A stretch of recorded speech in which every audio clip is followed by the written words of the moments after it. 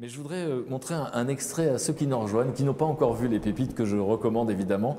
C'est qu'à l'instant précis où on se parle, on pourrait se dire, bon, ce couple est extraordinaire, ils sont hors normes, et moi je n'ai aucun point commun avec eux. C'est ça qu'on pourrait penser. Alors que moi j'aime l'idée qu'ils soient inspirants et non pas complexants. Et on va regarder un extrait très important, parce qu'on se dit, mais nous en tant qu'êtres humains, si on avait été devant cette décharge, on se serait senti impuissant. C'est aussi ce qu'ils ont ressenti. Et donc c'est peut-être en ça qu'on peut s'identifier à eux. Regardez cet extrait, regardez comment l'histoire a commencé.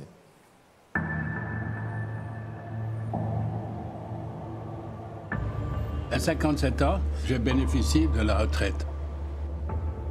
Très vite, on m'a proposé de prendre la responsabilité d'une association qui travaillait au Cambodge.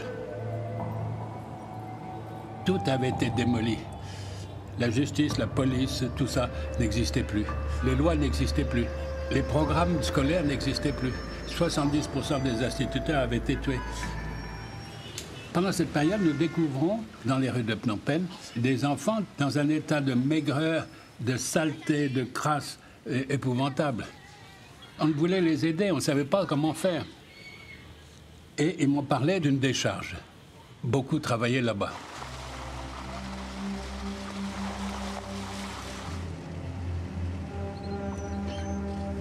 C'était infect, c'était une bouillie parce qu'on était pendant la saison des pluies.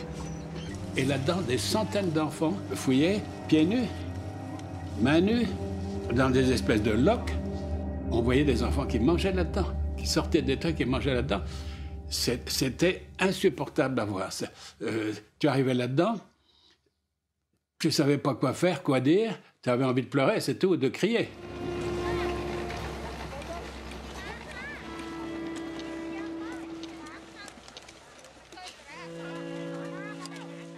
On a découvert cette décharge en novembre 1995 et en décembre 1995, on est parti en France pour alerter nos familles.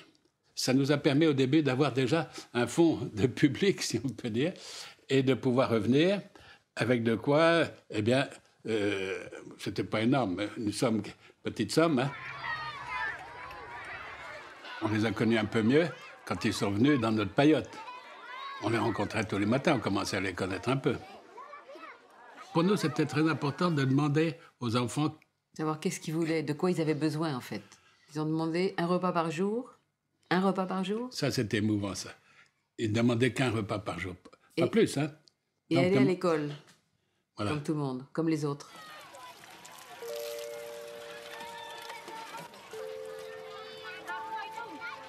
Ils voulaient nous appeler papa et maman. Or, beaucoup de ces enfants avaient encore des parents. Et puis nous, on ne s'estimait plus avoir l'âge d'être papa et maman. On a proposé papy-mamie, c'était facile à dire. Et ils ne savent pas que ça veut dire grand-père-grand-mère, en fait. C'est papy-mamie, voilà, c'est notre nom.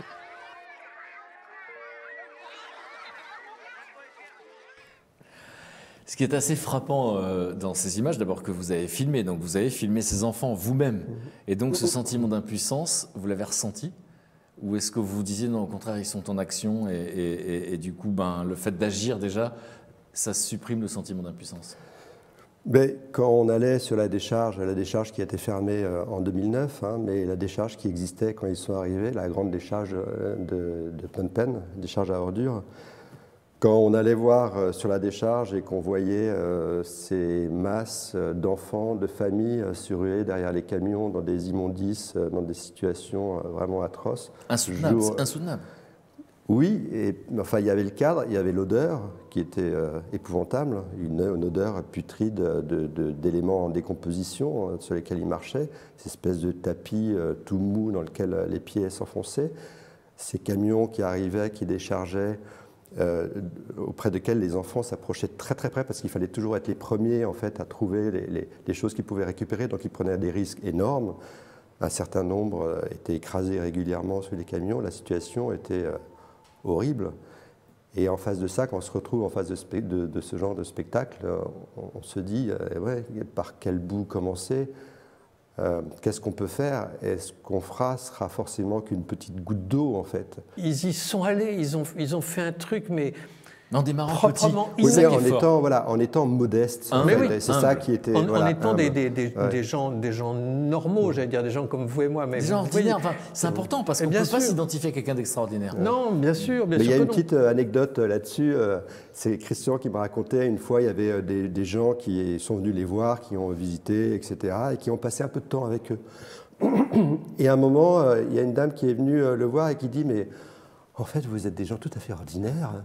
Et ça l'avait marqué, Oui, en mais fait, mais cette dame. Et le mot que j'entends, en fait, c'est ça qui est fou. Il démarre de manière très humble en disant quel est votre besoin? Un repas par jour.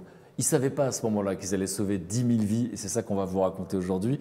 Mais c'est juste quel est vos besoins. Imaginez maintenant que tous les êtres humains sur la planète disent à ceux qui sont autour d'eux, qui soient proches ou un peu moins proches, quel est votre besoin? Mais ça paraît fou. La preuve, c'est qu'on peut changer le monde juste avec cette phrase-là. Quand vous y êtes la première fois, vous racontez cette sensation. Christian, lui qui connaît ça et qui agit, quel est son degré d'indignation encore au bout de 5 ans, quand vous le rencontrez, quand il va sur ces lieux? Oui, ce qui me surprenait, c'est que évidemment l'une des premières choses qu'il m'a dit, c'est je t'emmène sur la décharge. Et en fait, je me souviens, la première fois qu'il m'a emmené sur la décharge, c'était de nuit. Mais il vous prépare psychologiquement? Oh non, il voit ça tous les jours, donc non. Puis il est direct, Christian, c'est tiens, ce soir je t'emmène à 18h, on prend la bagnole et puis on va sur la décharge. Non, il ne va pas passer beaucoup de temps à vous préparer psychologiquement. Mais, et donc du coup, ça c'est un spectacle, comme je disais tout à l'heure, assez effroyable. Nous, on n'est pas du tout habitués à ça. Mais il m'emmenait dans le but de prendre des images. Donc j'ai pris des images. Et en m'accroupissant dans les ordures pour pouvoir prendre divers degrés de plan, etc. Et en fait, en revenant dans l'école, il y avait une petite pièce avec les magnétos, etc. Et on regardait les images ensemble. Et ce qui m'avait vraiment surpris, c'est qu'il était bouleversé. En fait, c'est un spectacle qu'il voyait en permanence et il disait mais regarde cet enfant, regarde ça, mais c'est quand même dingue en fait ce qu'ils vivent ces enfants, regarde le camion, regarde comme il s'approche, etc.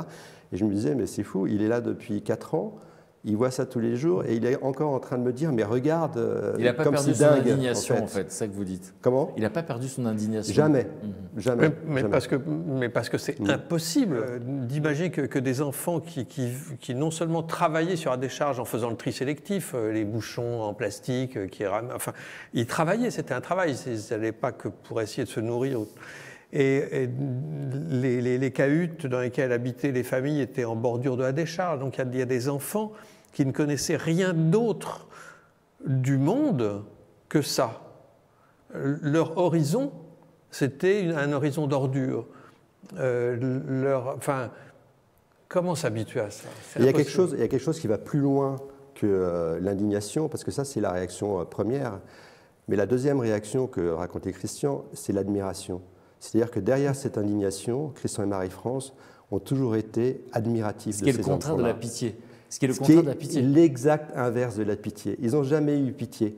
Et c'est pour ça qu'ils ont, ils ont eu cette force pour créer et pour réagir. C'est que c'est incroyable comme ils étaient admiratifs. Et pour vous dire, quand j'ai terminé Les Pépites, je suis allé leur montrer le film. Donc on s'est retrouvés tous les trois dans leur petite chambre chez PS, chez Pour un sourire d'enfant. Je leur ai montré le film. Et à la fin, le film, quand même, c'est en grande partie sur eux. C'est quand même leur... Il se levait et il m'a dit, mais ils sont incroyables, ces enfants. Et je dis, bah, c'est quand même... Mais il était focalisé, Christian et Marie-France, les deux, étaient focalisés sur les enfants. Et ce qui retenait de ce film, c'est ils sont incroyables, ces enfants. Donc ce que vous racontez, au fond, c'est pas d'ego, une humilité incroyable, et puis surtout cette espèce de truc qui paraît magique, qui est comment transformer cette indignation, pas seulement en colère, qui serait un peu stérile, mais en action. En fait, c'est ça qui nous inspire en vérité. Il faut aussi, je pense, se rappeler du contexte en fait, de l'époque. C'est qu'au-delà de ça, ils ont aussi apporté un combat. La situation de l'enfance dans les années 90 au Cambodge a été terrible. Il faut savoir que l'état civil n'existait pas. Donc, quand un enfant mourait sur la décharge, il n'y avait aucune trace.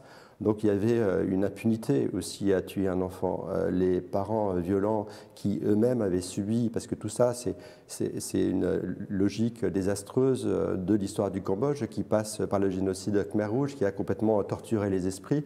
Et donc, ceux qui étaient parents à l'époque sont ceux qui étaient adolescents au moment de l'époque Khmer Rouge. Ils ont été complètement déstructurés. On leur a demandé de dénoncer leur père, leur mère, etc., de tuer leurs propres parents. Donc, quand ils sont devenus parents à nouveau, et parents dans une situation de pauvreté, une situation de misère, ils n'avaient aucun référent pour être des vrais parents vis-à-vis de leurs enfants. Et donc, du coup, les enfants souffraient de cette situation-là. Et beaucoup d'enfants mouraient sans qu'il y ait de traces. Et ça, Christian et Marie-France, pour eux, c'était une découverte épouvantable. Et ils se sont engagés non seulement à les aimer, mais en tout cas à se battre pour ces enfants-là. Je propose, c'est qu'on regarde un autre extrait des Pépites. On a vu tout à l'heure qu'ils nous ressemblent, puisqu'ils étaient dans l'indignation, d'accord? Ils sont devant ces enfants devant cette décharge, l'indignation, et ils vont nous raconter comment la vision est née petit à petit, par quoi ils ont commencé. Parce que c'est ça qui nous bloque tous quand on a envie d'agir. On ne sait pas par quoi commencer. Regardez comment eux, ils ont fait.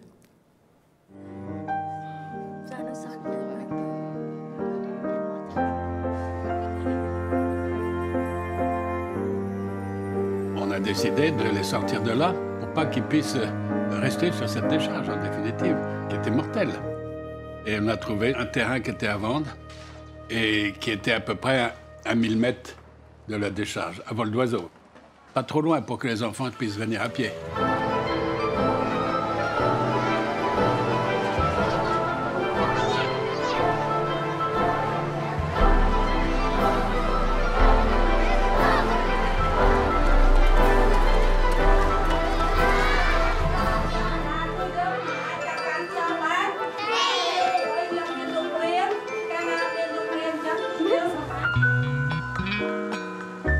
On a fait 18 tournées quand même, donc 18 ans, on a sillonné les routes de France et puis un petit peu au-delà. C'était fantastique parce qu'on a découvert des gens généreux partout. Ces tournées s'appuyaient sur des amis qui étaient dans les différentes villes de France. On n'a rien pu faire sans ces personnes-là. C'est ces personnes qui nous permettent de faire tout ce qu'on fait ici. Dans une tournée, on est 1000 parrainages.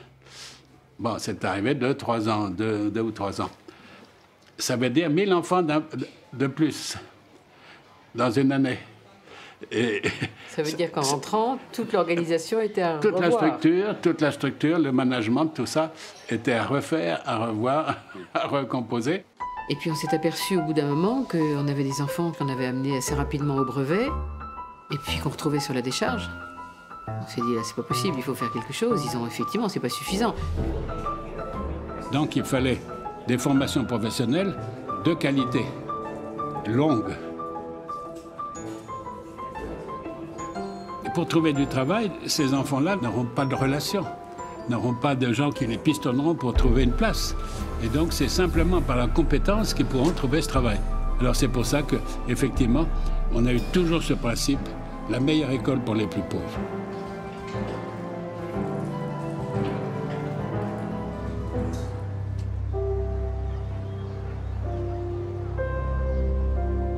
Vis tes rêves, vis tes rêves. S'il n'y a pas de rêve dans la vie, il n'y a pas de vie.